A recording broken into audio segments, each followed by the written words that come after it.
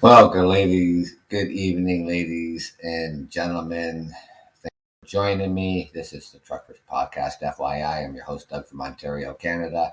It is 9:45 p.m. on the 25th of January, 2023, and it's Bell Let's Talk Day. Thank you for joining me.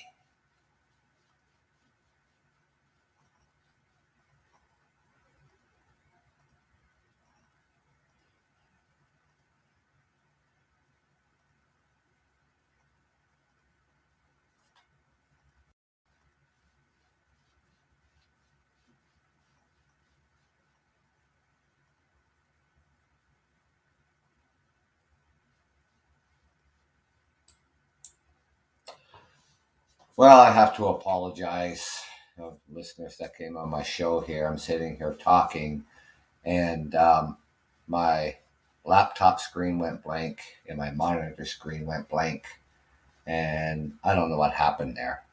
So um, hopefully that doesn't happen again. So if you're on the show listening in, please come back and join me this evening. Um, Anyways, I did an episode last night. So if you haven't had a chance to listen to that one, we'll certainly have a listen.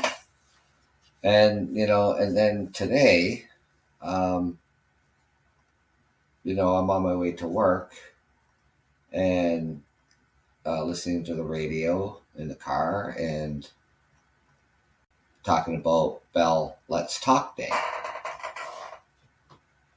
And I totally forgot all about it, because last year I did a show on Bell Let's Talk Day. And, what that is. I'll get down to the bottom of my pages down here now. Hopefully my screen doesn't go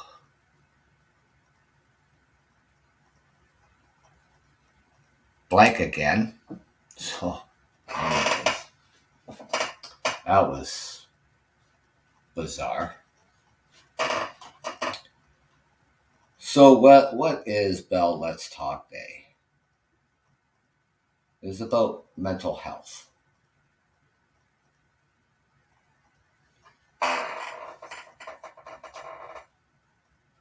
And since Bell Let's Talk Day began in 2010, they have created the world's largest conversation about mental health. And as a result, Canadian organizations, large and small, in every region have received new funding from Bell Let's Talk and from governments and corporations that have joined the cause. And a very good cause, you know.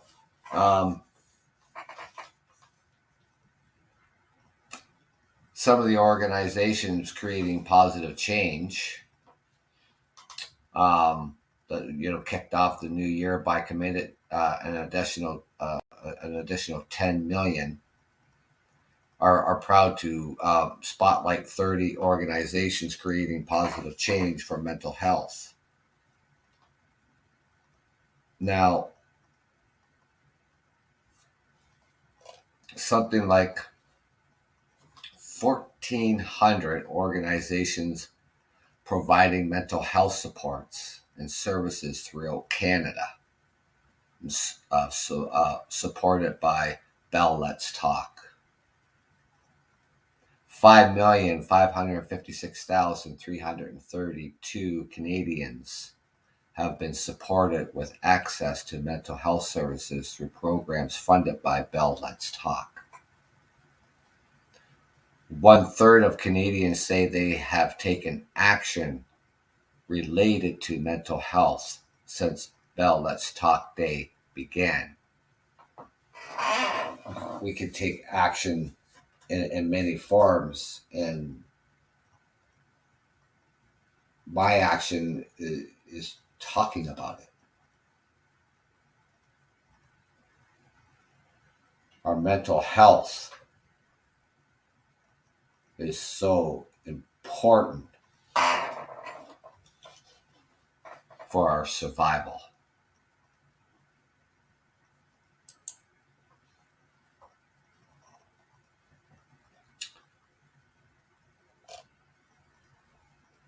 There are initiatives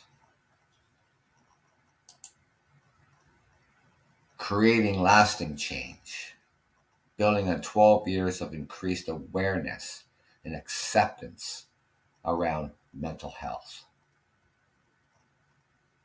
And Bell's Let's Talk is a year-round initiative focused on engaging Canadians to take action to create positive change in mental health. Dedicated to moving mental health forward in Canada. And Bell Let's Talk promotes awareness, acceptance, and action with a strategy built on 4 key pillars. Anti-stigma, because there is a stigma attached to mental health. And one of the biggest hurdles for anyone struggling with mental health is overcoming the stigma attached to it. Talking is an important first step towards lasting change. The annual Bell's Let's Talk Day and Awareness campaign has become the world's largest conversation about mental health, encouraging Canadians and people around the world to talk and take action, help reduce the stigma, and promote awareness and understanding so everyone can get help they need. I talked about stigma on mental health. And for an example, with stigma, a member of the family, has a mental illness, and then people say, well, the rest of the family must have it. That's stigma with association, and that's not true. Just because somebody in the household has a mental illness, it doesn't mean everybody else does.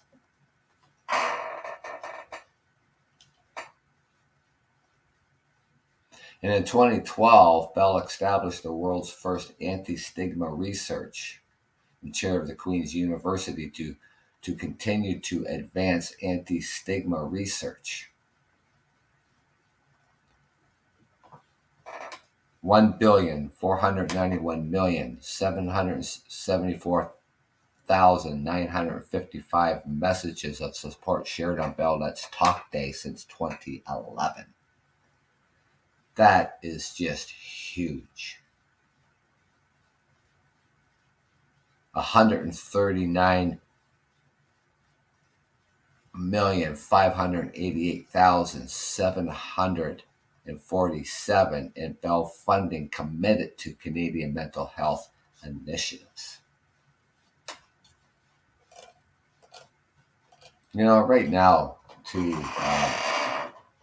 ladies and gentlemen, we're going through times that we haven't seen.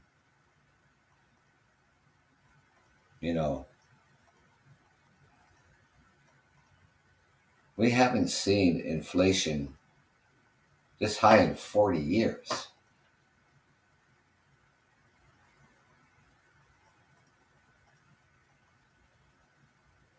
On average, Canadians are going to spend, about another $1,020 more this year just on groceries.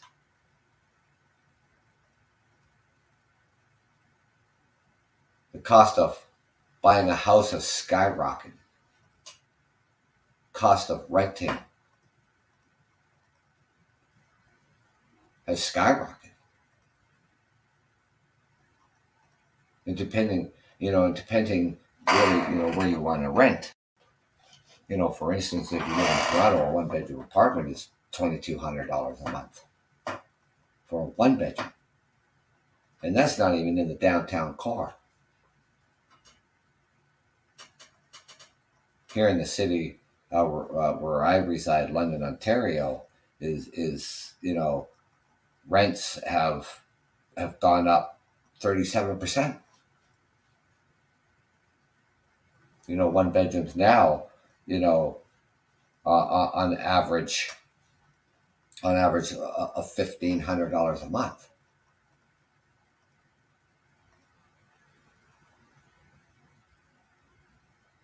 Minimum wage, as far as I'm concerned, is stagnant.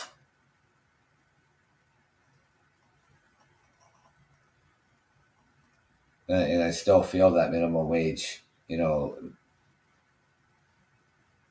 an insult to workers. And for the hours that we put in, and for the commitment that we put in, and the labor that we put in, it doesn't even justify a 15 hour. That's the base pay that employers have to pay. Now, of course, there's higher starting jobs, and education is going to play a factor in that.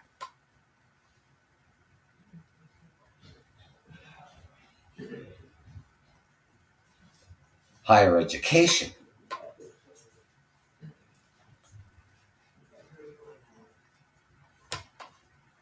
But jobs like, working in the grocery store, working at a coffee shop, working at a variety store,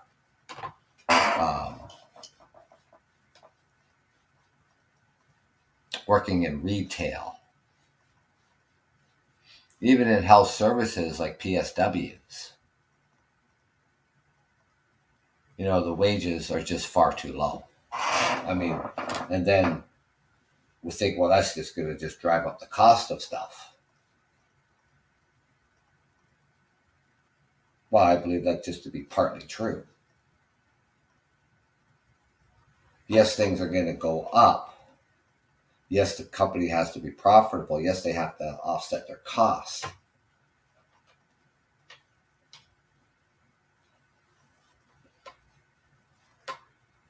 And then we want to know why groceries cost so much.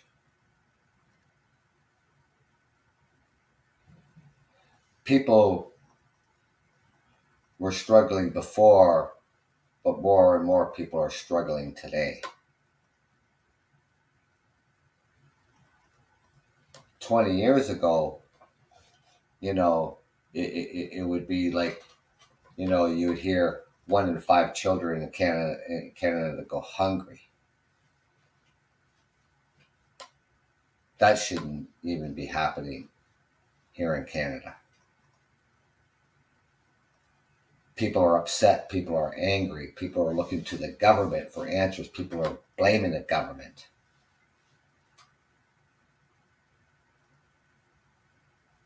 People are blaming the grocery stores for the groceries being so expensive.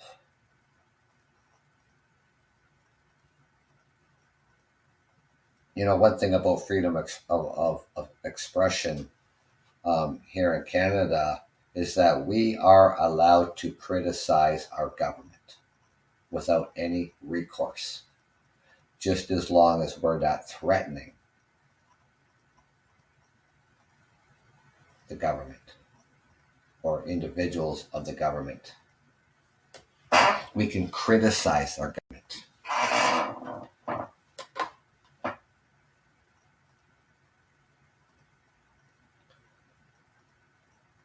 And I sit back and I think to myself, well,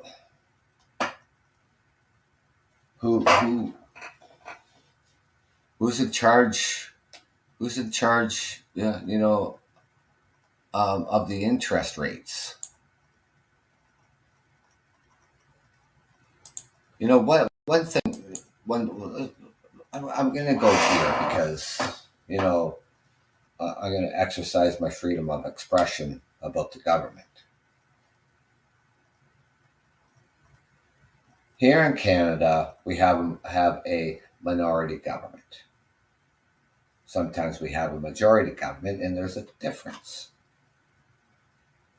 So the party that gets to lead the country, you know, if they get a majority government, then they can pass all laws and bills without any votes from other parties.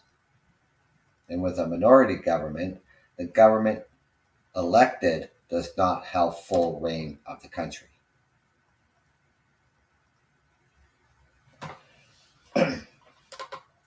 Pierre Peliev says, "Why are Canadians so angry?"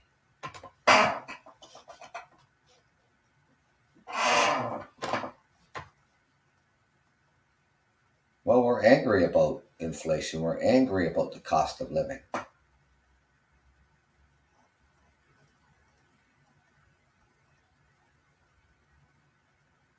You know, we feel that the government isn't doing anything, and it's not just one party. It's not just the Liberals, not just it's the Liberals, the Conservatives, the NDP, the Quebec. That's in federal governments, the Bloc, the Green Party, Independents.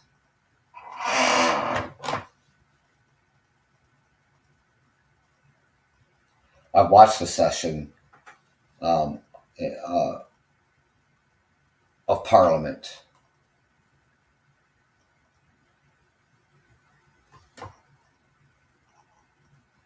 And then Pierre Peliev wonders why people are so angry about a lot of things. But part of what makes me, mad and want to have my expression, on the government, all Pierre Peliev does is just criticizes the government in the House of Commons. He doesn't talk about real solutions.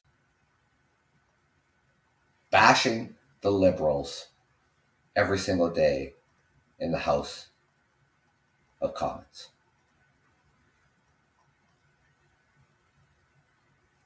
Now, there's one politician that comes to mind.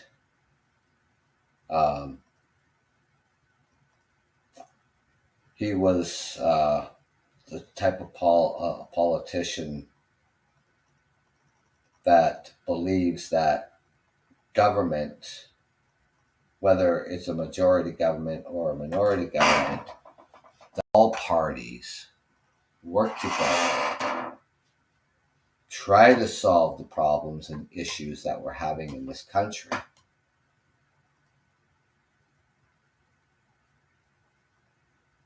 You're giving Canadians what they need.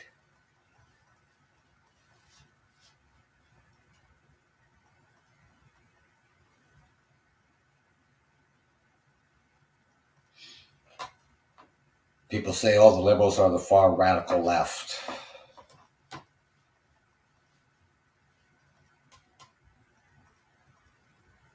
Well, think about what you have right now.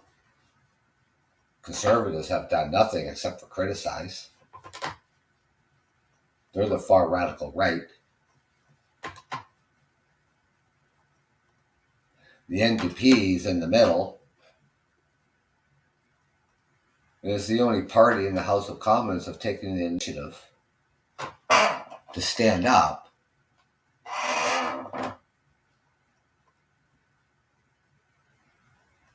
and work with the Liberals.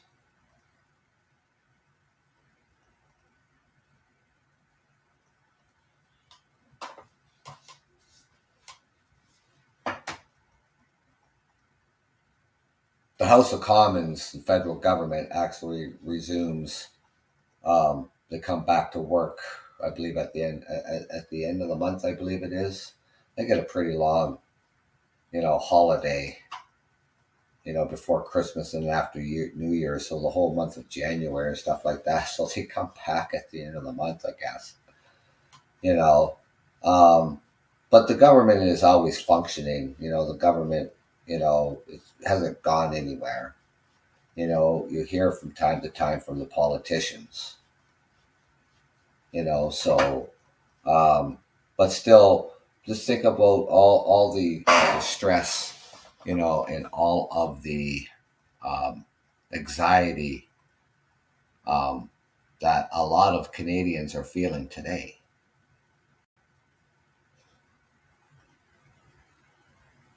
People are worrying about losing their homes. People are worrying about being evicted. People are worried not being able to afford their rent. People are worried not being able to put food on their table, keep their lights on.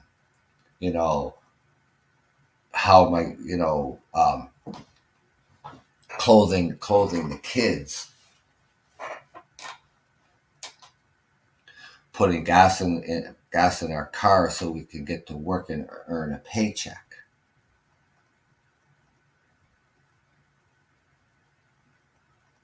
And all these things, keep adding to our stresses, our stressors.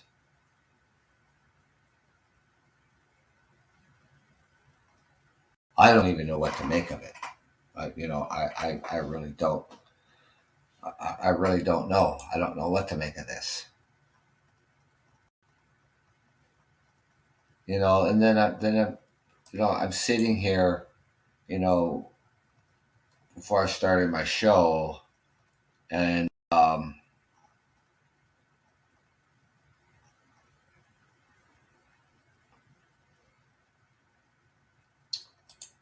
who controls the interest rates? Like the Bank of Canada, just I think they raised the interest rates another maybe like a third a point. So the Bank of Canada in Canada, interest rates are determined by the policy of the Bank of Canada. The demand for loans, the supply of available lending, capital interest rates in the United States, inflation rates, and other economic factors. Canada helps the Canadian government manage the economy by setting the bank rates and controlling the money supply. Who regulates the banks? Federal government does. We have rules and regulations in this country.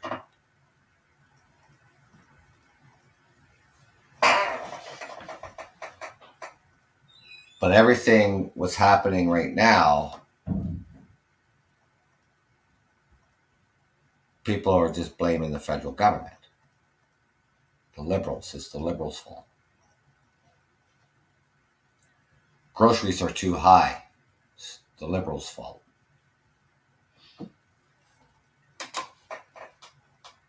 Who controls the oil? OPEC. Separate entity.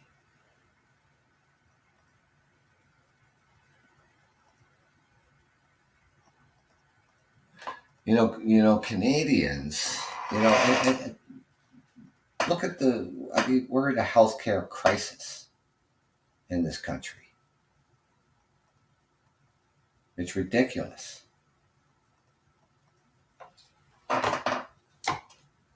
Our Premier of Ontario, we have a lot of backlogs in a lot of areas in our healthcare. Partly because of the pandemic. We've always had backlogs. Probably not to this extreme, but where we're sitting at, and with the extreme of where we're at, is because from the pandemic. The overwhelmingly sick people that ended up in the hospital with COVID.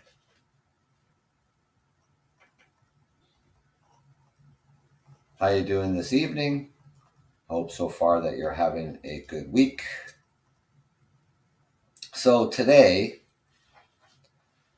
is Bell Let's Talk Day, and it's about mental health. Talked about mental health on my programs several times. And, today, here in Canada, you know, like I was talking about earlier with the cost of buying a house, the cost, of rent increases going up, cost of food going up.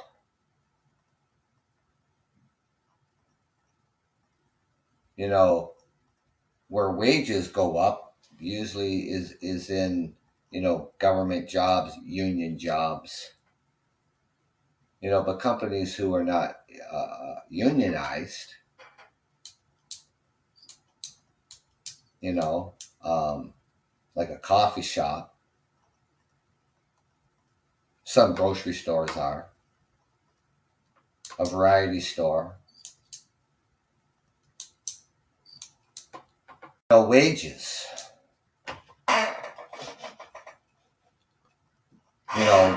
The wages, people making under $25 an hour, it's not keeping up with inflation. You know, minimum wage, here in Ontario, and minimum wage differs from every single province across the country. Here in Ontario, the starting minimum wage base wage is $15.50 an hour.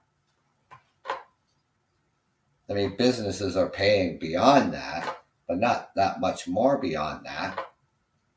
Maybe it starts at $17 an hour, maybe $18 an hour.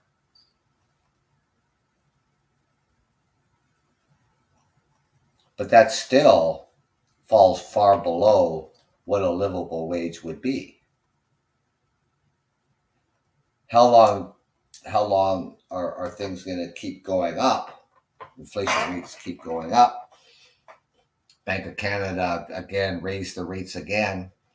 It's the highest that we've ever seen in 40 years.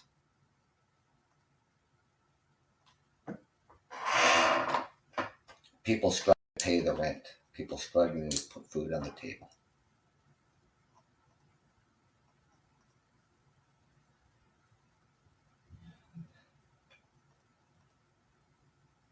And that adds to our stress, and it adds to our anxiety. Everybody has problems, but this all what's happening is adding to whatever stresses and anxiety we already have, and it keeps increasing. We have a healthcare crisis here in Canada.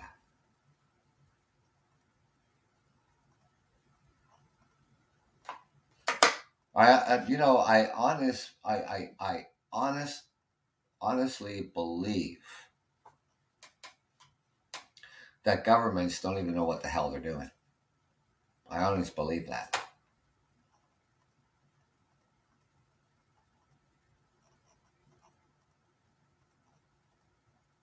Here's an example.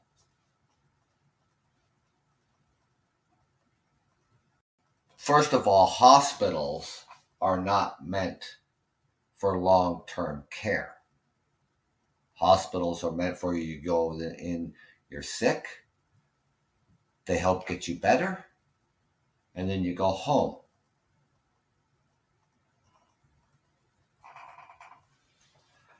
Our long-term care centers are for long-term care. Facilities are full, and they've been full long before the pandemic happened. It has nothing to do with the pandemic. They've just been full. So our hospitals have been full of patients throughout this pandemic. Wait times in the emergency are 20 plus hours.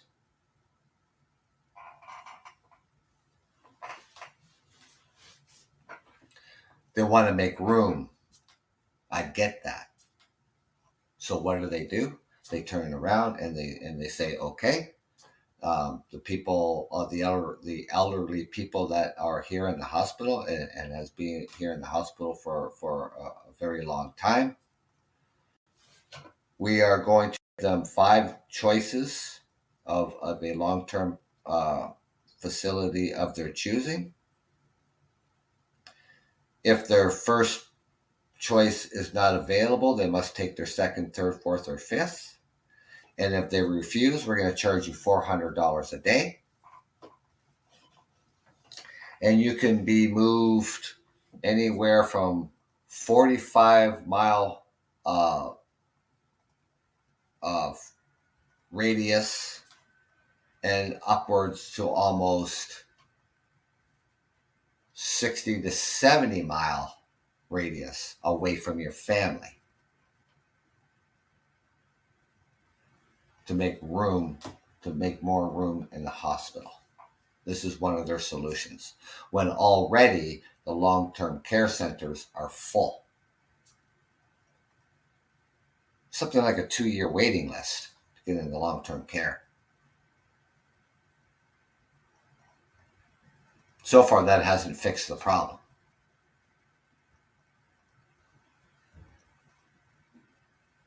Now, another thing, this is Ontario. So the Premier of Ontario. So another solution that they come up with is that, okay, we have a lot of backlogs in, like for minor surgeries, for maybe for CACs, for an example, wait times for that, CAT scans, MRIs.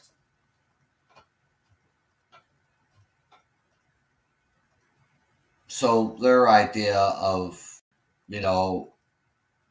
reducing, minor surgeries, let's just take the Ontario taxpayers' money and give it to the private sector.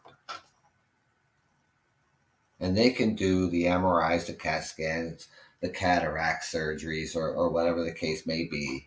We won't have to pay for it. We just show them our health card and whatever, But we should be taking, let's say they're, they saying something like $20 million, just for an example. We're going to give this to the private sector. We need nurses.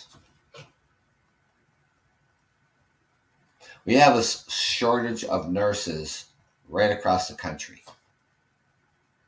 So another idea that the Premier comes up with Ontario, he says, okay, because you just can't transfer. Well, you can in perspective, we're just making it easier for nurses to transfer from their province to come to Ontario. You can work in Ontario. So we would like to have more nurses come to Ontario and work in Ontario. We have a shortage of nurses across the country. How is that going to fix the problem and the wait times in our hospitals? Our paramedics, the people who drive the ambulance, they pick up a patient, they bring him to the hospital. They have to, so they're put in queue, and they have to stay with that patient until they've been assessed by a doctor. Paramedics have been saying that, so they get somebody there to the hospital for 8 o'clock, let's say their shift is done at 5 o'clock in the morning. They've been with that patient from 8 o'clock at night till 5 o'clock in the morning. They go home, and then when they come back in the next day to relieve the other paramedics, that patient is still waiting in queue to be seen.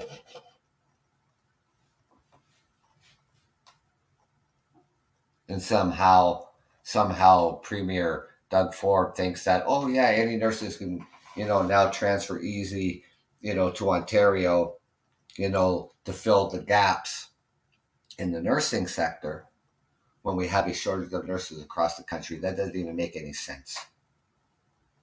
It makes no sense. And it makes no sense that, yes, I understand that hospitals are not a long-term care facility. I understand that. We have long-term care homes. But those long-term care homes, like I said, they're full. And they've always been full. And so by giving the elderly who are in hospital, and they've been there a very long time, because there's no available spaces in the long-term care, and they've been given 5 choices of a long-term home of their choice, and if their first choice isn't available, then they must take the second or third or fourth or fifth, and if they refuse, we're going to charge you $400 a day. And we can move you, and you could be 45 mile radius, and onwards almost up to 100-mile radius from your families.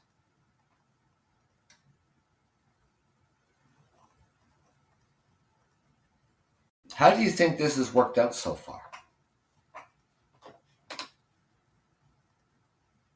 It hasn't fixed anything. Nothing.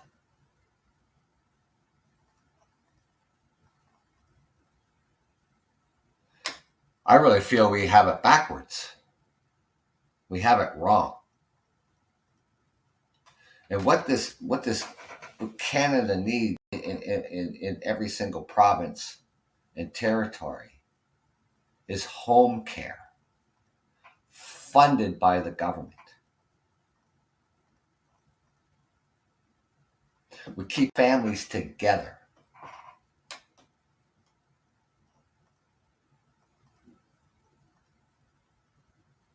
But they don't want to go that route. Oh, it's too expensive. But it's okay to give our taxpayers money to the private sector.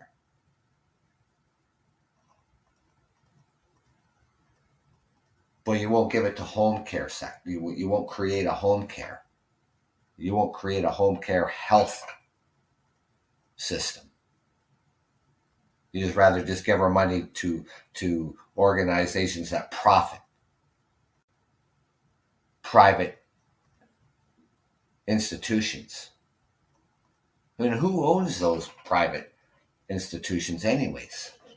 Private practice, not private practices, but who owns for profit? Who owns them? The Americans own them? Somebody from Britain own them? Who owns them? Canadians own them? I have no idea. Absolutely no idea. For a short-term solution, I can deal with my tax dollars going to private.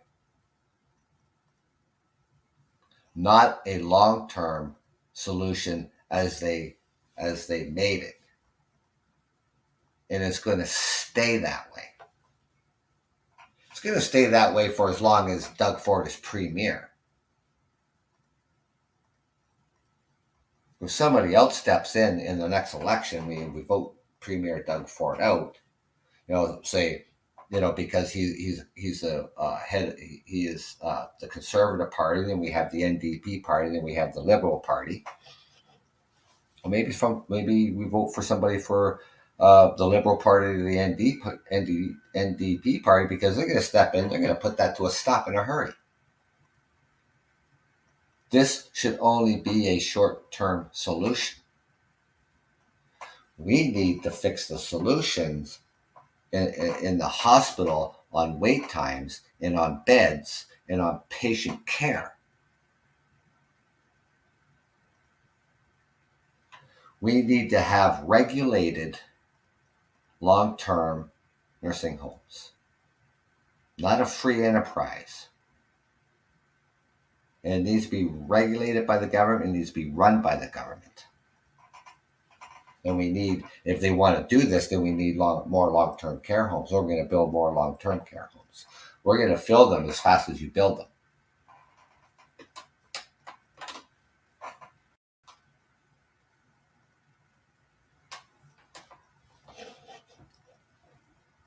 I am at the tail end of the baby boomers.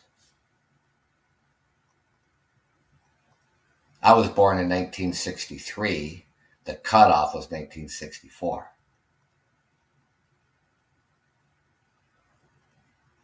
And there's millions of us. Where are we going to go if we need more care?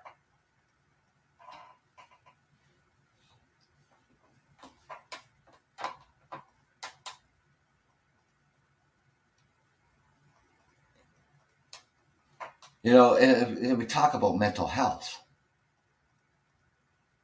You know, this Bell Let's Talk Day, and you know how many people, you know, they have helped, and you know, and then you know there's more and more people going to the food banks. Food banks has been around for 30 years. The food bank was only supposed to be a short-term solution. And then here we are 30 years later, and more people are turning to the food banks.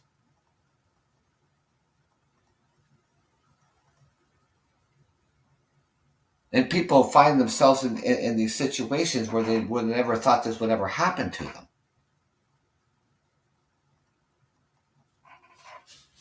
Pandemic didn't help, you know, because all the non-essential businesses were shut down. Walmart was able to stay open because they sold groceries. Costco was able to stay open because they sold groceries. But Costco sold a whole bunch of other stuff, and they could sell that. And if any non-essential businesses were selling that, you know, like outside of groceries, they couldn't open anyways. Walmart could open because they sold groceries, so you could go to Walmart and buy whatever you wanted. Costco, you could buy whatever you wanted. But the other non-essential businesses couldn't open. You know, I'm talking the shopping malls. Every single store in there was a non-essential business, and they sold clothes. Walmart sold clothes. They didn't have to close because they sold groceries, so you could go there and buy clothes. Same with Costco. Record-breaking profits. People already making a low wage, living paycheck to paycheck. And then they can't go to work because, you know, we're in lockdown. Yeah, the government helped out, you know, give you $2,000 a month, and you had to, you know, qualify for it. You know, there might have been, you know, some misunderstanding in the wording and everything, you know, on how you qualified. So people were applying for it, and then find out at the end that, oh no, you weren't qualified. You have to pay that money back. It wasn't free money. The government doesn't give you free money. You have to pay tax on it. So you end up paying, you know, $500 in tax. So it was wise to, maybe you got $2,000. It was wise to set some money aside, you know, when it was tax time, because you're going to pay tax on that.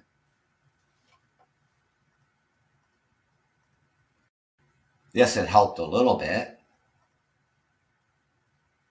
They help businesses. You know, um, Canada probably did more for businesses and people and stuff like that than other countries did around the world. But when you're on a low, you're making you have a low wage,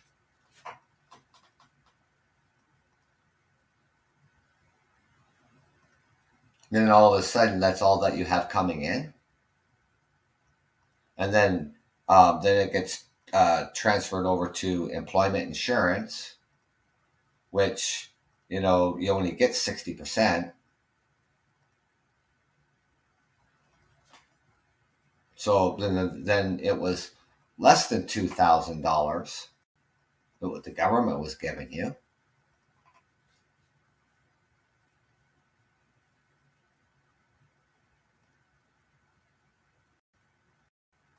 And like I said earlier, I mean,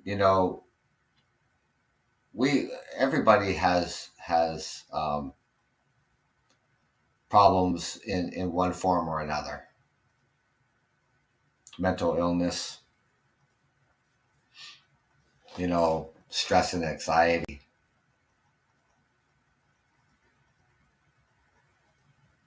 A lot of people are struggling. A lot of people are hurting, and this Bell Talk Day is just so important. And they have I'll go um, back to this. Pop up the screen here.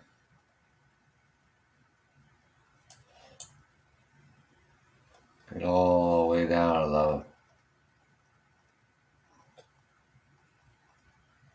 the positive impact of everybody's interest. So here's one here apart. So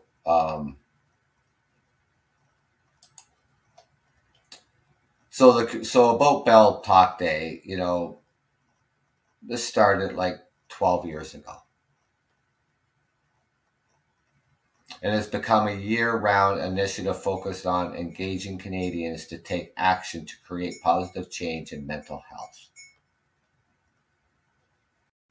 Dedicated to moving mental health forward in Canada, Bell Let's Talk promotes awareness, acceptance, and action with a strategy built on 4 key pillars. Anti-stigma. And believe me, there's stigma tied to mental illness. I've talked about stigma and mental illness before on my podcast. One of the biggest hurdles for anyone struggling with mental illness is overcoming the stigma attached to it. For an example, someone in a family in the household has a mental illness, and so everybody else does by association. That's one of the stigmas. It's just one.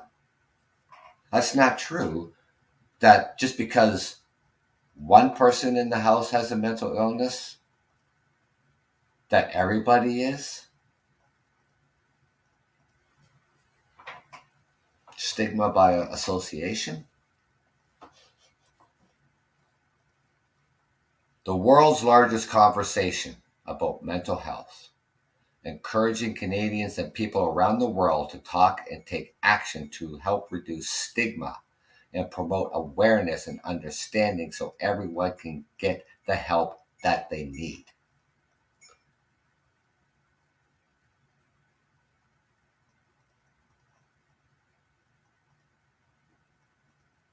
$1,491,774,955 messages of support shared on Bell Let's Talk since 2011. 139,588,747 in Bell funding committed to Canadian mental health initiatives.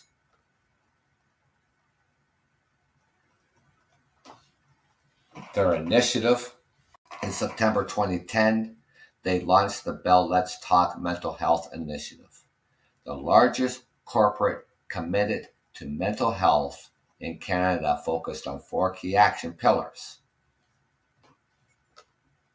creating positive change together.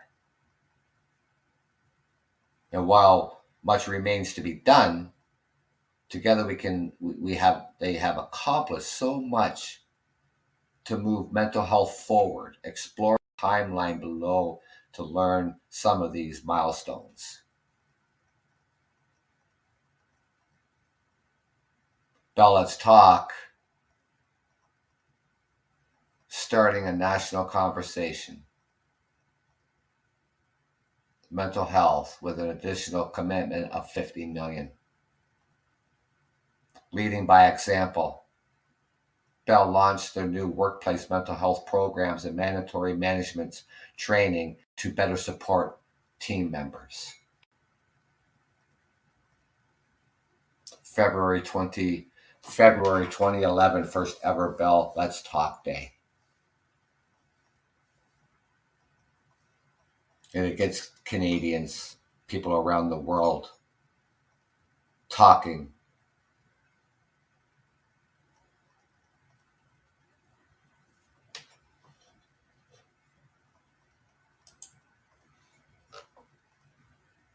The world's first anti-stigma research chair. Bell Gateway building opens up at the CMHA.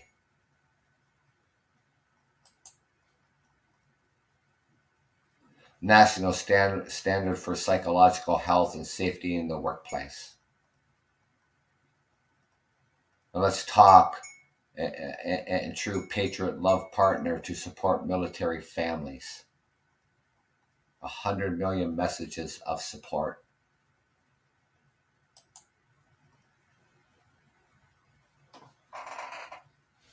And this trend, Bell's hashtag Bell Let's Talk and mental health trends worldwide.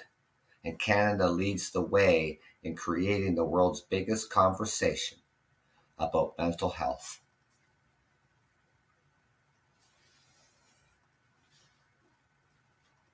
And the Bell Let's Talk campaign features real Canadians living with mental illness from coast to coast to show mental illness can affect anyone.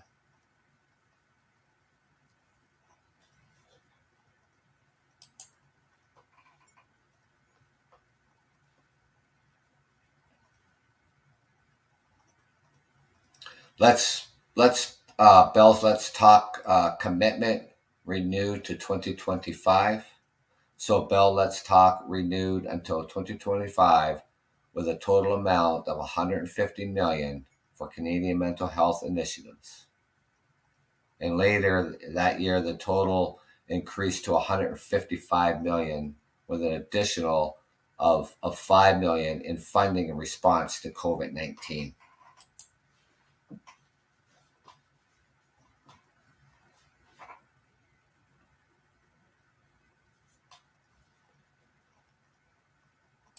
I don't think we talk about it enough, and everything that's happening now, with inflation.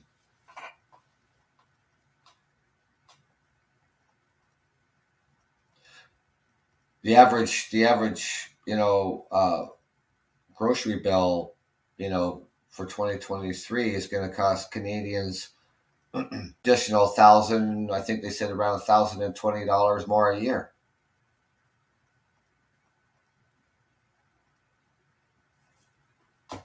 You certainly don't walk out of the grocery store with what you used to for the bang of your buck.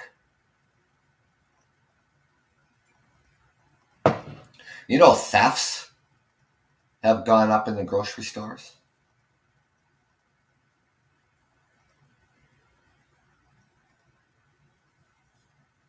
It's pretty sad that people have to steal stuff, put food on their goddamn table. Stealing is wrong. It's a crime. Could be charged, criminal record. No, we shouldn't steal.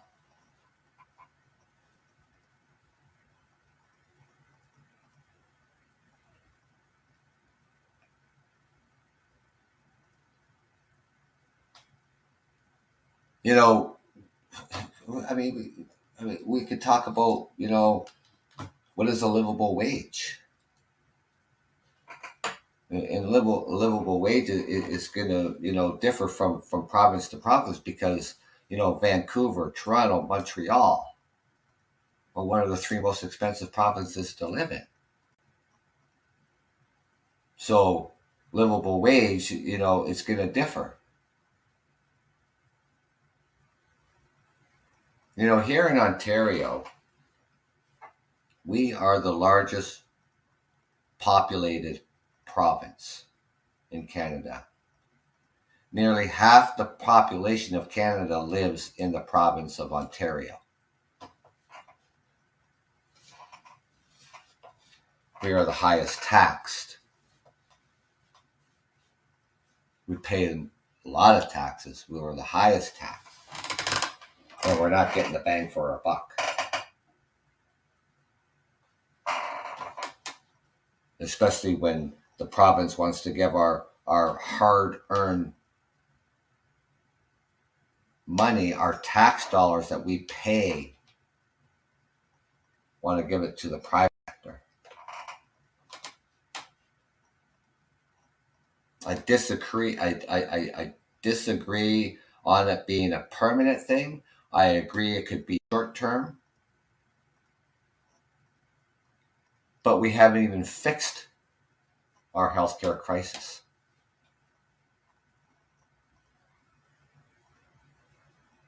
Not even close to being fixed. The provinces want more money from the federal government. They want more transfer payments for our health care.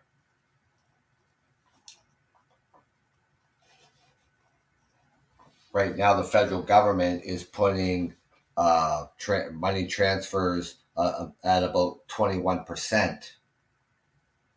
The provinces wants it moved up to 32%.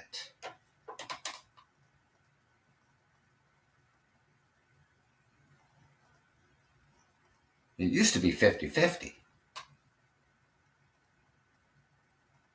And the federal government just, over the decades and stuff like that, just slowly reducing the transfer, how much money they get transferred to provinces for their health care. But the provinces have to get their room in order. Meaning they got to clean it up. Put things where they belong. What works and what doesn't work, you move it out. And you put in something that's going to work.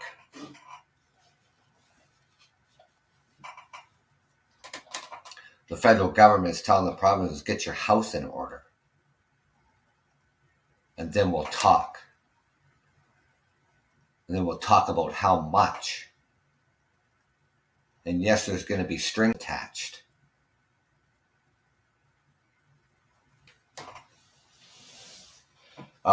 The leader of the NDP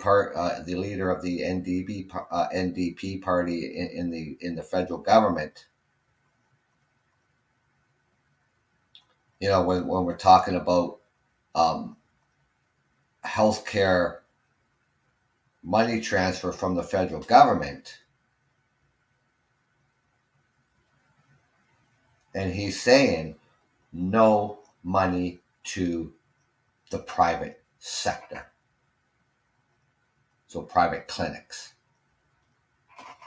And here, Doug Ford is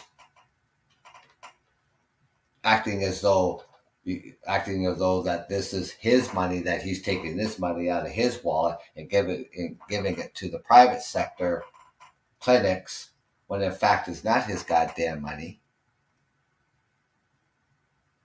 And I see the leader of the ND party in the federal government. I see his point and I agree with him that we could make better use of that money to even clear up the backlog of patients that need. Eventually, it's, they're like, he's starting out with just basic like cataract surgery, MRIs, CAT scans, to clear up that kind of a wait list. That's fine, but no, but eventually it's going to go into more serious surgeries like hip replacements.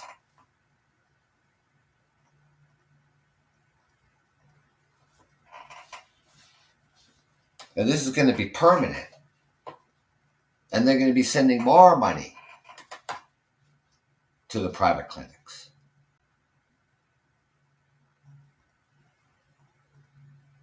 Yes, we won't have to pay for it out of our pockets as Canadians. We'll just show them our health card. That's not the point. Because then the private clinics want more money.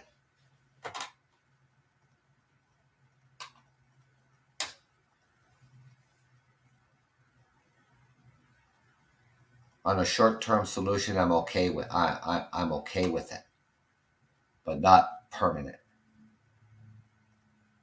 I mean, they can't even get their own house in order, and they just, they would just throw money around, throw it everywhere, not throwing it in the right places. People who come from other countries and they were a doctor or a nurse, and they come here to Canada and they want to be a doctor or a nurse, and they have their credentials from the country they came from, they can't practice here.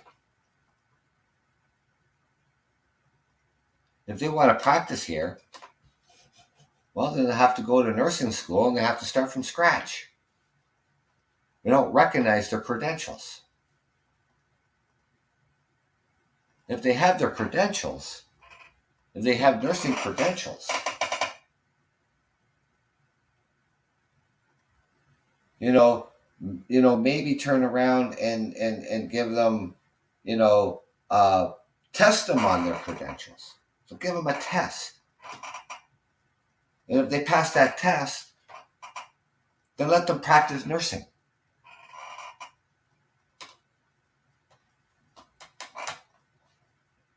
No, we're not going to do that. Like I said earlier, then the Premier of Ontario is saying, oh, we're going to make it easier for nurses to transfer from other provinces, come to Ontario and work on Ontario. Meanwhile, they have a shortage of nurses as well. The whole freaking country has a shortage of nurses.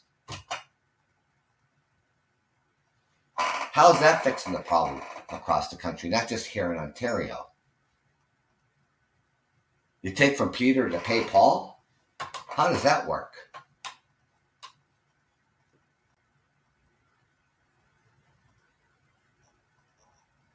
It doesn't. It's not going to fix it. What's going to fix it is you're going to hire nurses and you're going to pay them a decent wage to do it.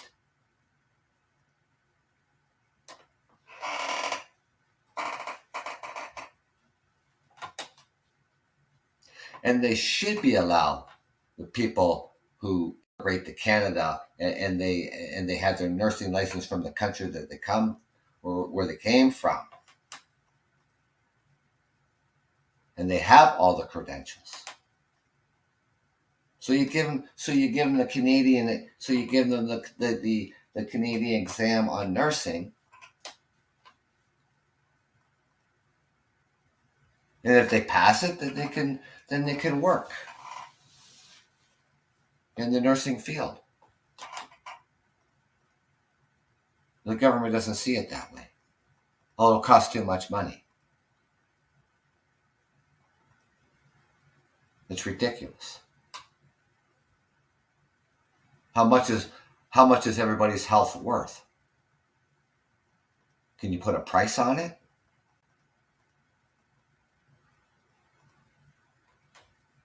You have people dying in the emergency rooms because they can't even get in to see a fucking doctor at the hospital. They go in there feeling really ill. 6 hours later, they're dead in the chair. They haven't even seen a doctor. How the hell does that happen?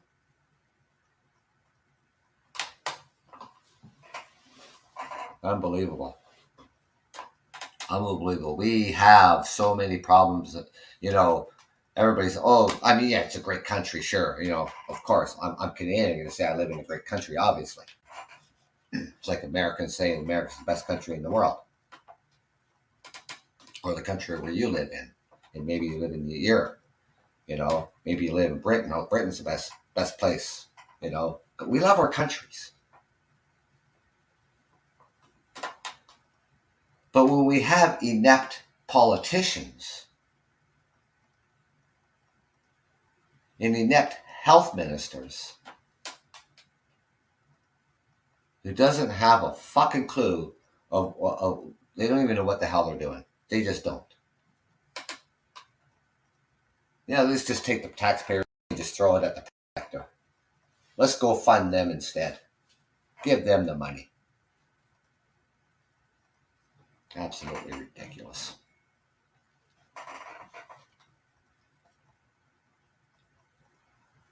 Oh, it's Trudeau's fault. It's Prime Minister Trudeau's fault. We'll just put the whole country on his back. Everything that's wrong with this country is Trudeau's fault.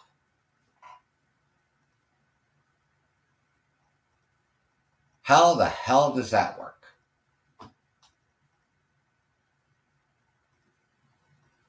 We've had the Liberals in power. We've had the Conservative Party, in power. And yes, if something's not functioning properly in government, it's like that, then we blame that party.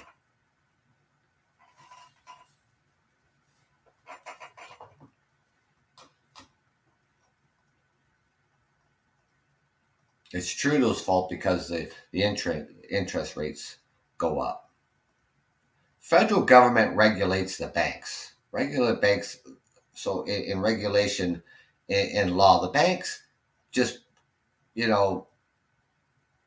can't mess with the money. I mean, look at the banking crash that happened in the United States. That would never happen here because of the regulations that we have in this country.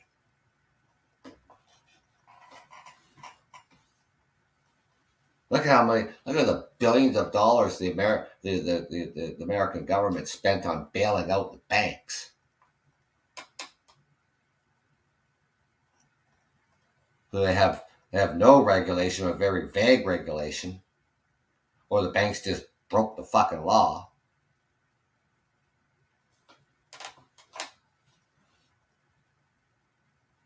The banks.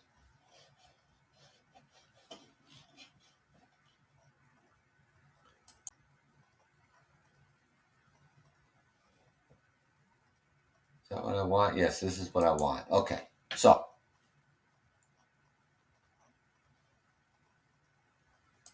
I was sitting here earlier, before I started the show. And funny thing, I started the show like at 9:35, and then somehow, some way, my laptop screen goes blank. My screen, my monitor that I have my show up on goes blank. It's like, what the hell? It's like 7 minutes into the show.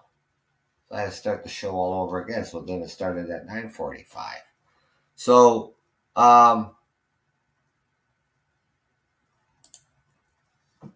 who controls the interest rates? In Canada, interest rates are determined by the policy of the Bank of Canada. The demand for loans, the supply of available lending capital, interest rates in the United States, inflation rates, and other economic factors. The Bank of Canada helps the Canadian government manage the economy by setting the bank rate, and controlling the money supply.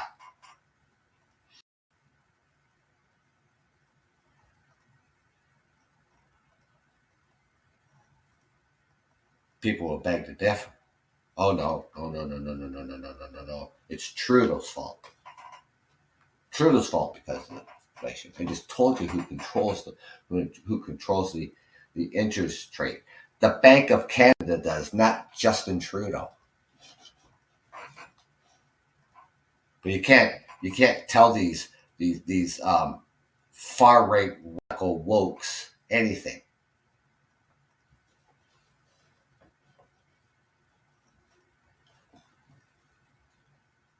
And then I was sitting here.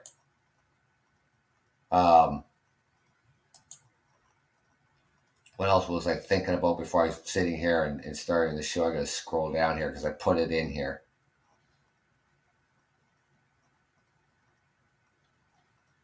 Oh, okay.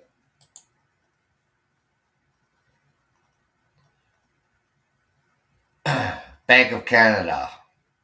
Who controls inflation? In Canada, the Bank of Canada is legally mandated to promote the economic and financial welfare of Canada. This includes maintaining low, stable, and predictable inflation. New Bank of Canada mandate maintains inflation targets, but keeps an eye on the job pictures as well. The bank, how's that got anything to do with the federal government?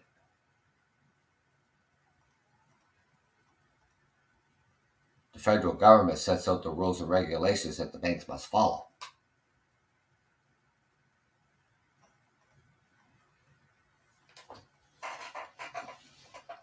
The Bank of Canada just raised the interest rates another, I think, of another 1/3%. Now we're at 4.5%. Highest we ever seen it in 40 years.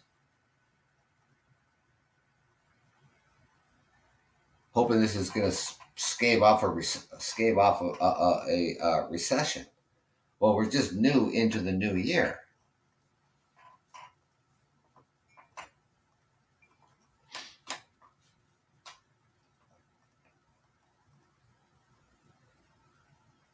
Who sets the prices at the grocery stores? The grocery store, the owners of the grocery stores do.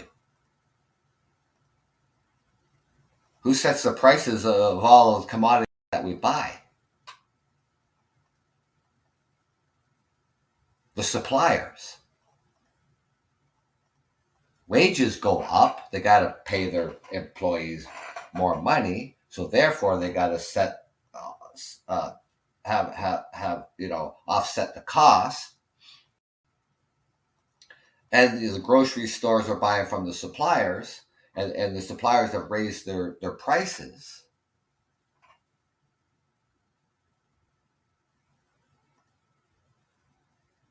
And then they buy the food, cost of transportation.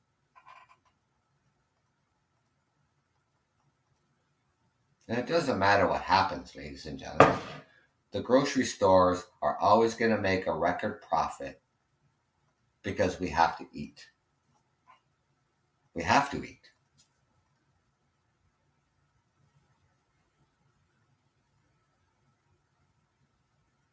Fast food used to be one of the cheapest things. You used to be able to go to McDonald's and have a Big Mac, fries, and a Coke for $6. You go to McDonald's today, you get a Big Mac, a fries, and a Coke.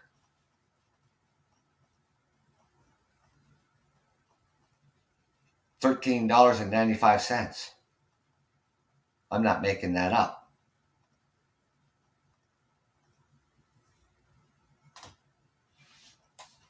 I go to my favorite pub on the weekends to watch a hockey game with my friends.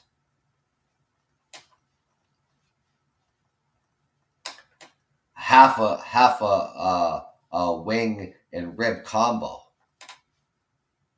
was something around $14.99. Now it's $20.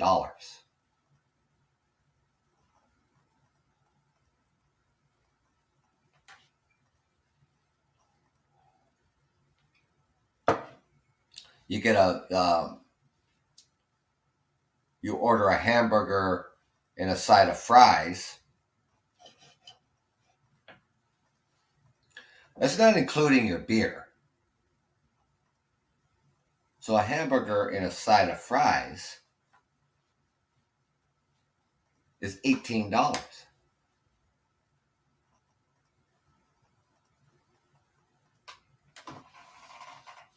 And they have specials throughout the week. So maybe Wednesday night might be $12 hamburger fries night. So you want to make sure you can get it on a Wednesday night. You get it for you know for $12.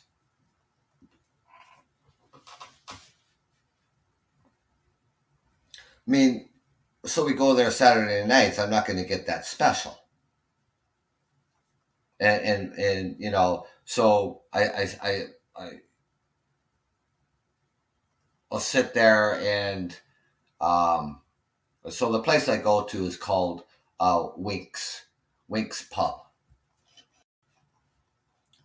and so I'll order a big Winks, and that glass holds like 3 beers, and that would be $10. It's a good deal. It's like $3 a beer. Awesome. If I ordered a pint, that'd be about $8. So why wouldn't I order the big Wink, and the glass holds 3 beers, and drink 5 of those? So that's $50. Plus my hamburger and fries at $17.99. Let's round it up to $18. So there's $68 plus tip. So it might come out to like $75 or say $78. That's just my bill. That's expensive.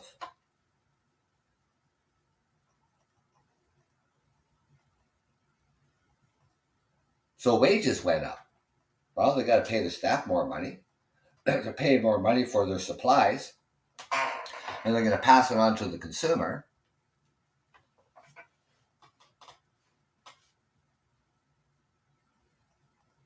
And Canadians are going to pay $1,020 more this year for groceries.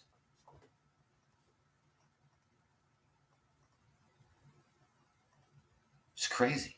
Absolutely crazy. People can't even afford to buy a house today. Not just for the price, the average price. The average price is about 650,000. 650,000. That's average.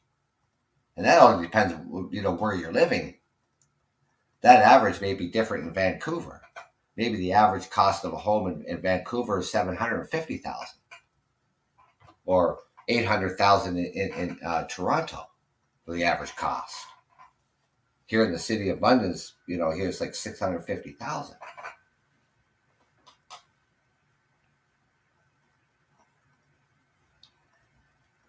So supply and demand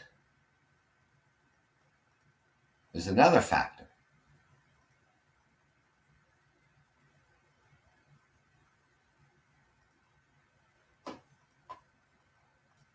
Then people,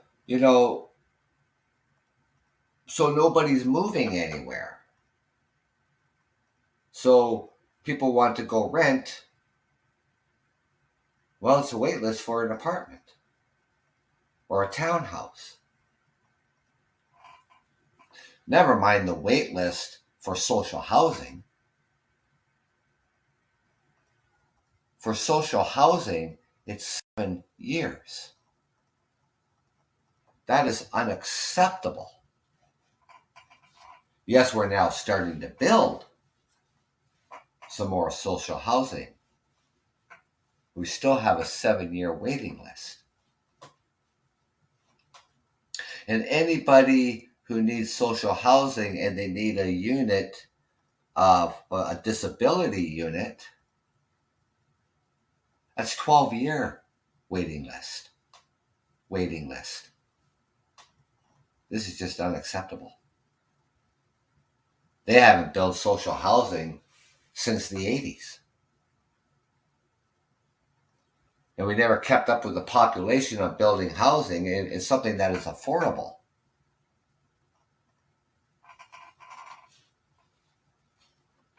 People outbidding everybody like last year. People outbidding people, houses going, 150,000 over asking, 200,000 over asking. Even if the house was only worth 400,000, they were getting 550,000 for the house, 600,000 for the house. You just put so many people out of the market that there's just no possible way they could afford that.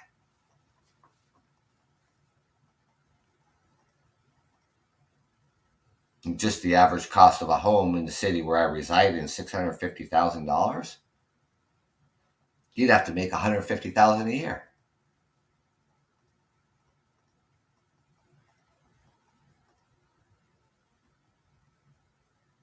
It's ridiculous, absolutely ridiculous.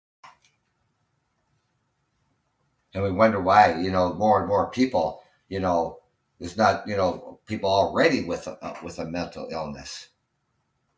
And then, people, now adding, now getting all this stress and all this anxiety. Stress, ladies and gentlemen, is not good, obviously. And it can lead to other issues if it's not addressed, if you don't grab a hold of it right away.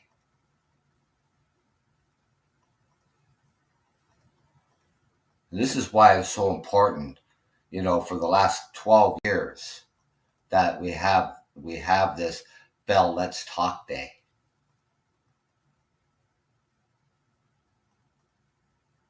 Canada is the leader.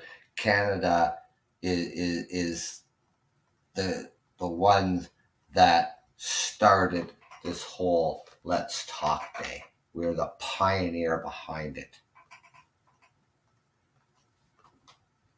Grab a hold of it. Use it. There are people out there working in the mental health that can help. So if you or anyone you might know that may are having problems, talk about it.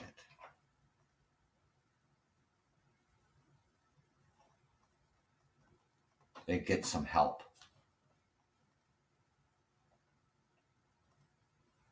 But I want to thank everybody for coming on the show and listening. I thank you for that. And I did, I had planned for a show for tomorrow, and I don't know, just it was a super busy day. We got a lot of snow here across the region here in Ontario, and I heard about it, weeks ago that Bell's Let's Talk Day is coming up, on the 25th. So I did my show last night, and then so I booked it for Thursday. So I booked the show for Thursday. I'm thinking, no, I got to come out here tonight because this is a really important. This is a really important thing. This is huge. Have to talk about this. But I will put up a show for tomorrow too, because I'll be out tomorrow as well, and I'm going to try to get out here a lot more.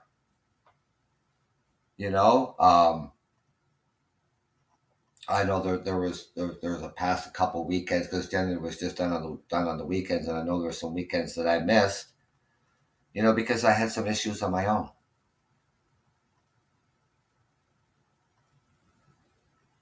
And I had to deal with it. So, and then, as I'm working through things, I'm thinking I just, I can't just stop doing things. you know, and I'm thinking, I have this podcast. I have over 400 shows. I have over 4,000 listeners around the world. I have, I don't know, 500 possibly followers and stuff like that. And, starting this like 3 years ago and just being a weekend podcaster, I look at that as a good thing.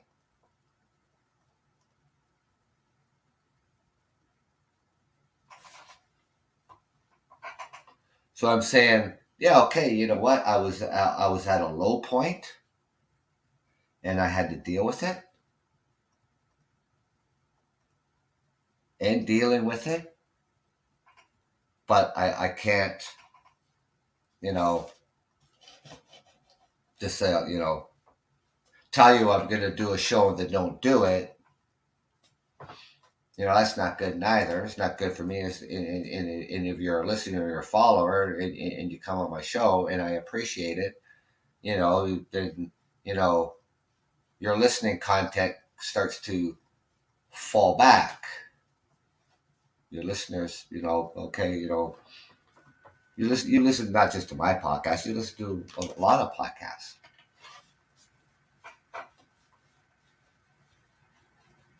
So I'm going to be out here a lot more, and I think it's good for me. Something just it's not a fix, right? But it's just it occupies me, and I enjoy your company.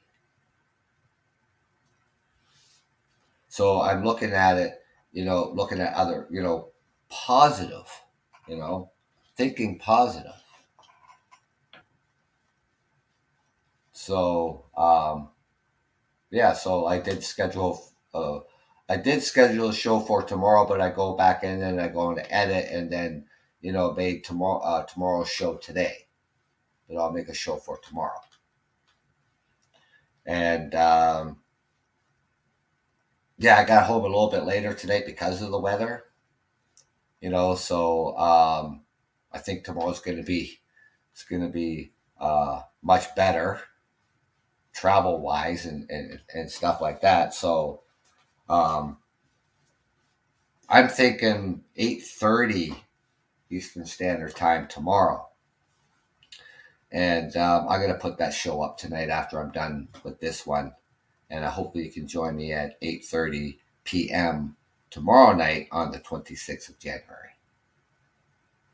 So again, I want to thank everyone for coming out here and joining me, and enjoy the rest of your evening and your week.